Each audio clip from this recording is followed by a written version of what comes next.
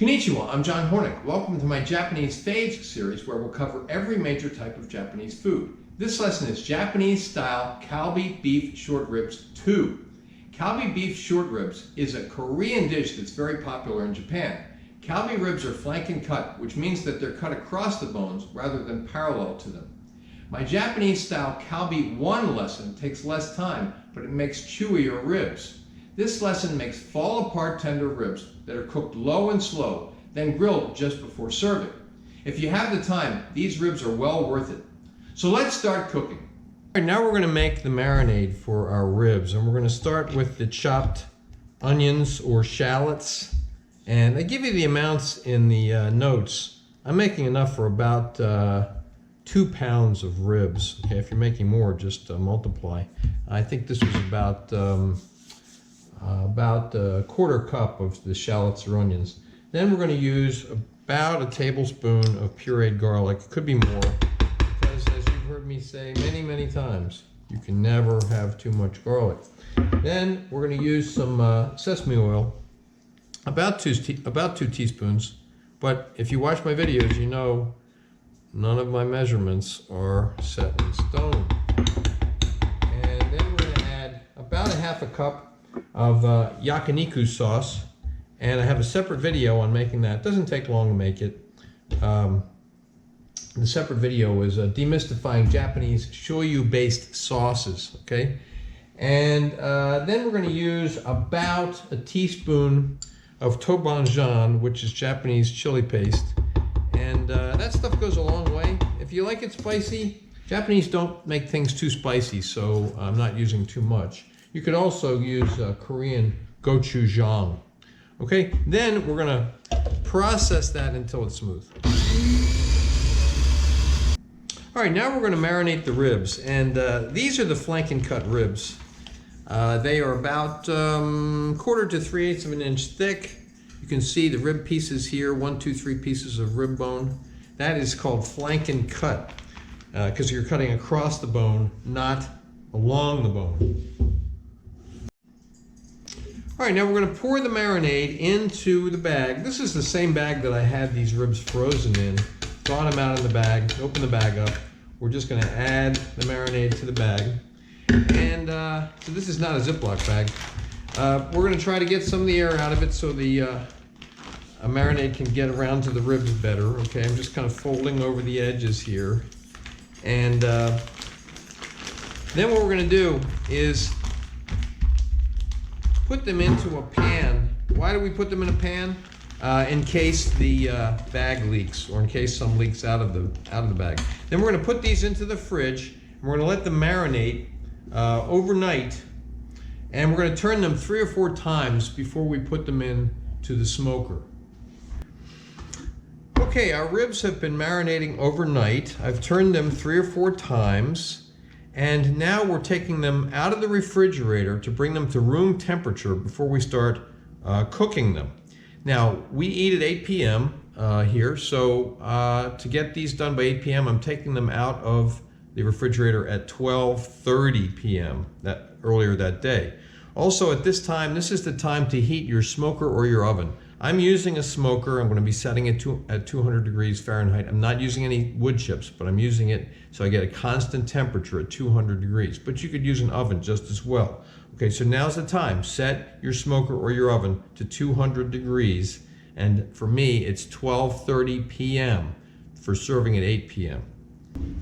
Okay, now we're going to season the ribs. And if you watch my videos, you know that seasoning means always and only salt. I use either kosher salt or sea salt, and freshly ground black pepper.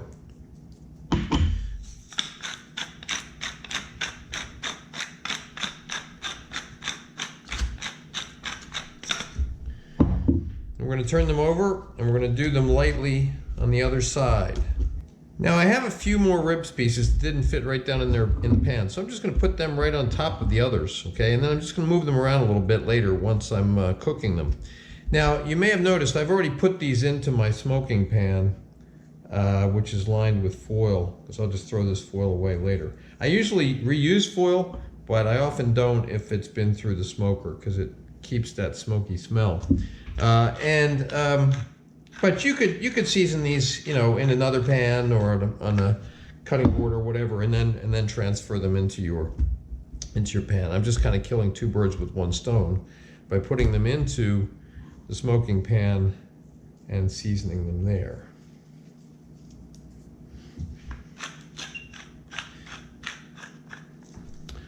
Okay, now these are going to go into the smoker, or they could go into your oven, and to serve at 8 p.m. they're going to go into the smoker at 1:30 p.m. for the first 4 hours uncovered. So we're going to put these now into the smoker or the oven for 4 hours uncovered. Okay, the ribs have been smoking for 4 hours uncovered. Now we're going to add pineapple juice. Actually, for this amount of ribs, I'm just going to use half of a can. This is a can, 6-ounce can, so we used half a can. And then we are going to turn the ribs over.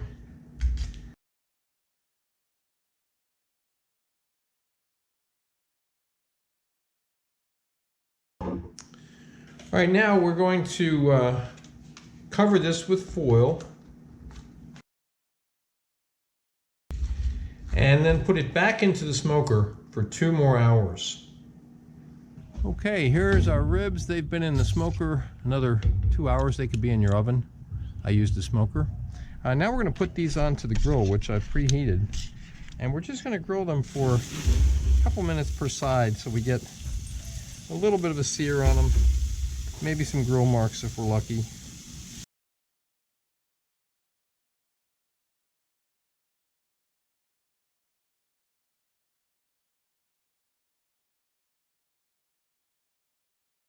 Okay, let's see. I'm getting some nice grill marks on these pieces of ribs, so I'm going to take those off. I can see that this area of the grill is hotter, so I'm going to move some of these over. Okay, these pieces here, oh, this is looking beautiful. Okay, so we're going to take these off and we're ready to plate. Okay, here are the ribs. They are beautiful. Now what we're going to do is we're going to cut them between the bones, okay? And move them to the serving plate. Now I'm serving them family style. If you're serving them as a small plate, which I usually do, then you transfer them to the individual plates.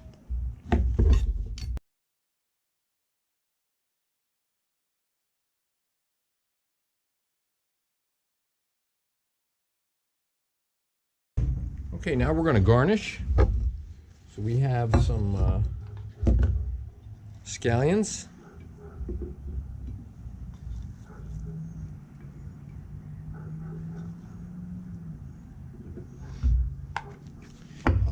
And some chives.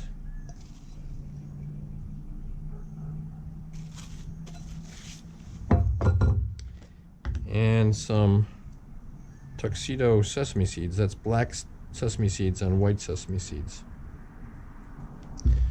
So there we have it. That is Japanese-style Kalbi beef short ribs 2, the longer version, which are fall apart tender.